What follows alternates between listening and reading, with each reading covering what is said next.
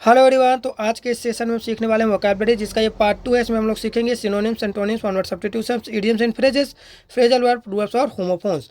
तो देखिए, वोकैबुलरी को याद करने का सबसे बेस्ट तरीका है कि आप उसको रिपीट अगेन एंड अगेन, अर्थात उसको बार बार आप क्या करिए, रिपीट करिए, बार बार उसको रिपीट करिए। इससे बेस्ट तरीका ना वोकैबुलरी को याद रखने का और कोई भी नहीं है।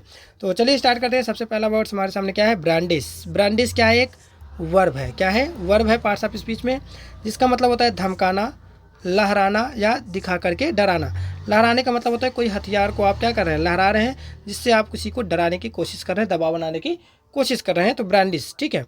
और इसका सिनोनिम्स हो जाएगा फ्लॉन्ट, इंटिमिडेट, वेव। क्लियर। फिर उसके बाद क्या है? आर्टिफिशियल।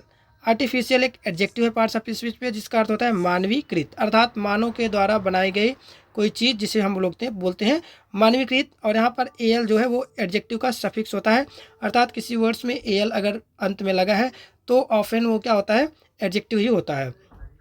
इसकी एंटोनिम्स क्या हो जाएगी? मानवीकृत की प्राकृतिक, प्राकृतिक है, मानवीकृत नहीं, नेचुरल है।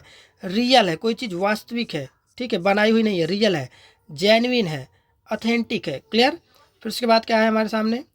फिर है one word substitution. One word substitution में क्या है? One who can neither read और राइट। वन, ऐसा कोई इंसान जो ना तो नाइदर रीड, ना तो रीड कर सकता है, ना तो राइट कर सकता है, ना तो वो पढ़ पाता है, ना तो लिख पाता है, तो उसे बोलते हैं इलिटरेट, अशिक्षित। क्लियर है। Snake in the grass. Idioms, idioms होता है मुहावरा, ऐसा कोई चीज़ जो कि रियल वर्ड टू वर्ड उसकी मीनिंग नहीं होती है, ठीक है, कही गई एक बातें होती हैं। तो क्या है? Snacks, snacks in the grass. Snacks in the grass का मतलब होता है छिपा हुआ दुश्मन। इसका वर्ड टू वर्ड मीनिंग नहीं होता है, इसको कहीं ना कहीं से रिलेट करके इस वर्ड ना इस फ्रेज को बोला गया होता है, जिसको हम वहाँ से समझते हैं, फिर उसको ये याद कर पाते हैं हम लोग। स्नैक्स इन द ग्रास मतलब होता है छिपा हुआ दुश्मन। ब्रेक आउट, फ्रेजल वर्ब, ठीक है। इसका मतलब ब्रेक आउट का मतलब क्या होता है? एकाएक फैलना, कोई चीज़ अचानक फैल जाए, जैसे आग लगी जंगल में और क्या कर गई, अचानक फैल जाए। कोई ना बीमारी आए और अचानक फैल जाए, जैसे कि अभी आया था, क्या कहते हैं, एक महामारी आई थी, हम लोग भूल रहे हैं, अभी नाम नहीं याद आ रहा है। तो कोई भी महामारी हो, कोई बीमारी हो या फिर आग ऐसे अचानक फैल जाए, तो इसकी इंग्लिश क्या होती है? Break out, phrasal verb. Clear है। फिर आगे देखते हैं हम लोग। हाँ, कोरोना वायरस। कोरोना वायरस जैसे ना देखो अचानक फैल गई, तो क्या था ये? ब्रेक आउट, एक है कोई चीज़ फैल जाना, ब्रेक आउट। फिर क्या है अगला? प्रूवर्ब्स, कहावतें, जो लोगों के द्वारा कही गई बातें हैं जो आज तक सच होती हैं। The grass is always greener on the other side, ठीक है। Grass is always greener on the other side. दूर के ढोल सुहावने होते हैं।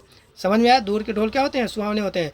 तो जैसे हम जिस तरफ हैं उस तरफ की नहीं, जो अन्य साइड है, दूसरी तरफ के हमको ग्रास हरियाली ही दिखाई देती है, ऐसा लगता है कि उधर ज़्यादा अच्छा है। जैसे आप लोग को लगता है कि मैं गांव में हूँ, तो सिटी के लोग बहुत मज़े करते होंगे, यहाँ तो बहुत कुछ रहता है।